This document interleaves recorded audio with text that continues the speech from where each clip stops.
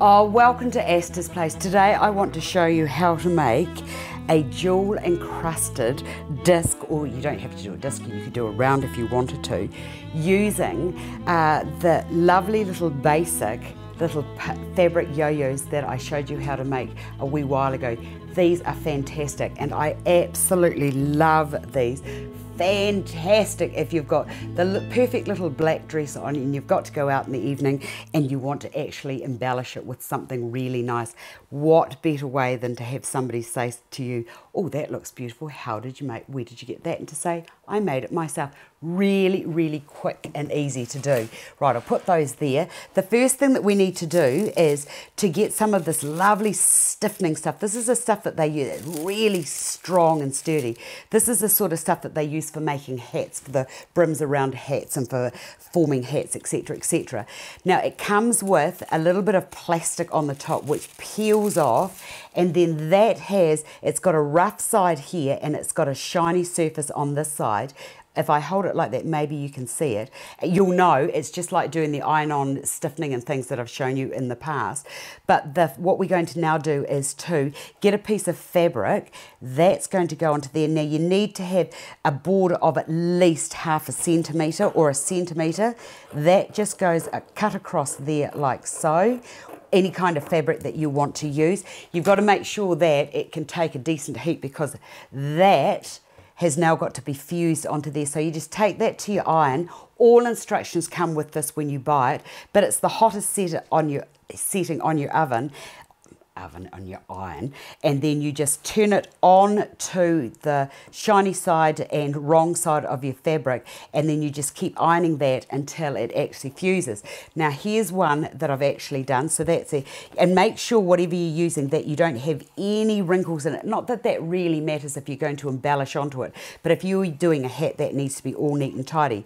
Right, from there, the next thing that you need to do, and I've got far too much fabric here, but that doesn't matter, getting a needle and thread. What you're now going to do is to sort of catch that, a little bit of that from there, and then you're just going to take that up and into there, and then what I'm going to now do is to go to there, and I'm going to actually do like a big zigzag tacking stitch across here, so that I take from that side there across to there, like so, and just keep pulling that in until you've got this here completely tacked down, like so. Just keep going like that until the whole thing actually looks like that. So you've gone around, like as I started off doing here, from there to there, across, and then what you do is you go back across on yourself like I've done here until that is as flat as you can. Right, once you get to there, the next thing to do is to put a backing on it, and what I like to use is a little bit of felt. So it's just a matter of laying it down, getting your felt, and then cutting this around the outside like so. You would possibly be best to use not white, because it's going to go onto the skin.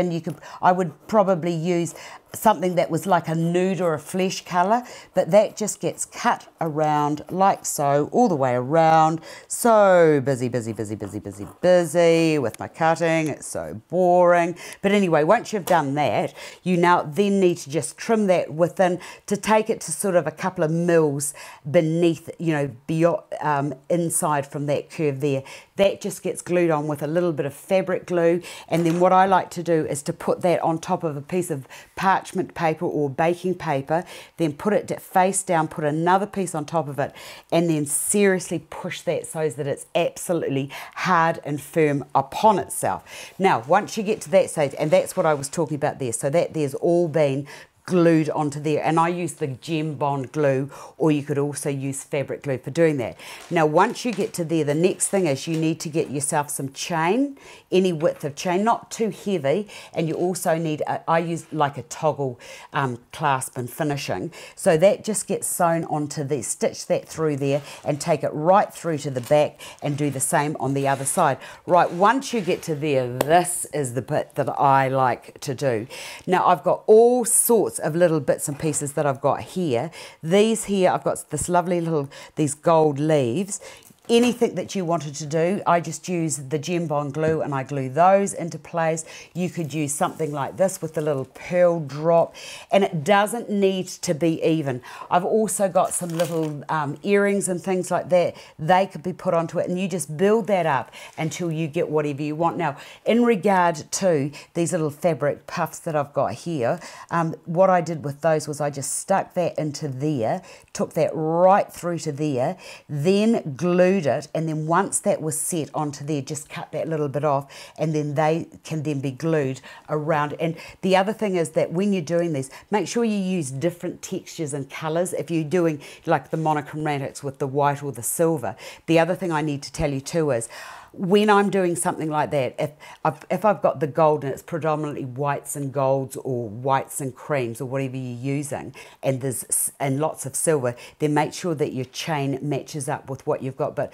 because in these I've used like the silver and the gold, I'm just using the silver because silver is really the colour that I use. But anyway, have a look into here and at the other things that I've done with the chain here. What I've done is I've just taken the ribbon through the chain, and that could actually be put on and then side tied into a bow there, which could look really lovely on a nice jersey.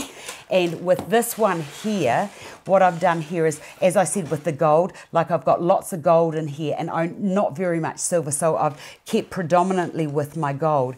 And then in here with my little puffs and things, or my little puffs or yo-yos, I've got the little buttons here, and I've got a few pearls and things like that. And when it comes to putting your pearl in, it's as easy as getting your glue and then just putting a little dab into the centre.